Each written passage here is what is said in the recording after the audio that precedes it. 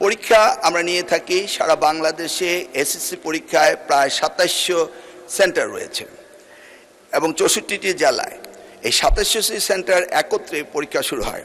ইতিমধ্যে আপনারা শুনেছেন যে চট্টগ্রামে যখন এই ফ্লাড হলো তখন আমরা একে একে প্রথম রাঙ্গামাটি, বান্দরবন, পরে আমরা খাগড়াছড়ি এবং এরপরে আমরা চট্টগ্রাম পুরা বোর্ডের পরীক্ষা আমরা বন্ধ করে দিয়েছি।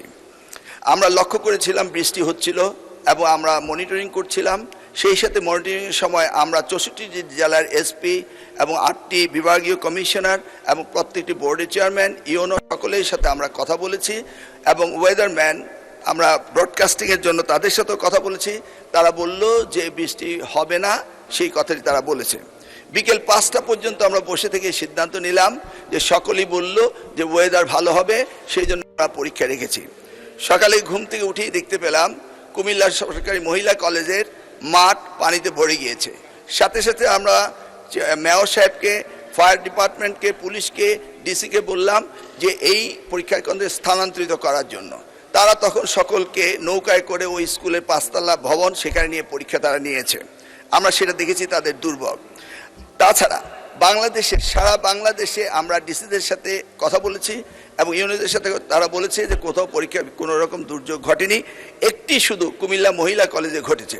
এবং সেই সাথে ফিজিক্সের প্রশ্ন ৬ এবং ৭ এই দুইটি প্রশ্ন ভুল হয়েছে। মাননীয় স্পিকার, আমরা দায়িত্ব পেয়েছি মাত্র ৪ মাস। কোশ্চেন মডারেটর, আগের কোশ্চেন মডারেটর কোশ্চেন করেছিল। আপনি জানেন যে কোশ্চেন মডারেট করতে হলে এই প্রক্রিয়াটি ২ বছর আগে থেকে শুরু করতে হয়। আমরা এসে কোনো কোশ্চেন তৈরি করতে পারিনি। বিগত গভর্নমেন্টের যে মডারেটর ছিল তারাই কোশ্চেন করেছে। তবুও আমরা তাৎক্ষণিকভাবে ঘোষণা দিয়েছি যে ফিজিক্সের ৬ এবং ৭ দুইটি কোশ্চেন ভুল হয়েছে, সেটাকে আমরা ফুল ক্রেডিট দিয়ে দেব, সেটা আমরা বলেছি। এবং পরীক্ষা যথাযথ হচ্ছে কিনা সেইভাবে সাহায্য সহযোগিতা করার জন্য আমরা সকলকে প্রস্তুত রেখেছিলাম। আজকেও আমরা সারাদিন কথা বলেছি এবং প্রত্যেকটি আমাদের সাথে যারা স্টেক হোল্ডার রয়েছেন তারা বলেছে পরীক্ষা সুন্দর হয়েছে, সুস্থ হয়েছে। একটি জায়গায় শুধু কুমিল্লা সরকারি মহাবিদ্যালয়ে এই ঘটনাটি ঘটেছে এবং সেখানে পরীক্ষা সুন্দর হয়েছে। আমরা নির্দেশ দিয়েছি যে পরীক্ষা বিলম্বতে শুরু করার জন্য এবং যে মেয়েটি কাপড় ভিজে গিয়েছিল বাড়ি থেকে কাপড় আনা হয়েছে, ১ ঘন্টা পরে পরীক্ষা নেওয়া হয়েছে এবং পরীক্ষার সময়সীমা বাড়িয়ে দেওয়া হয়েছে।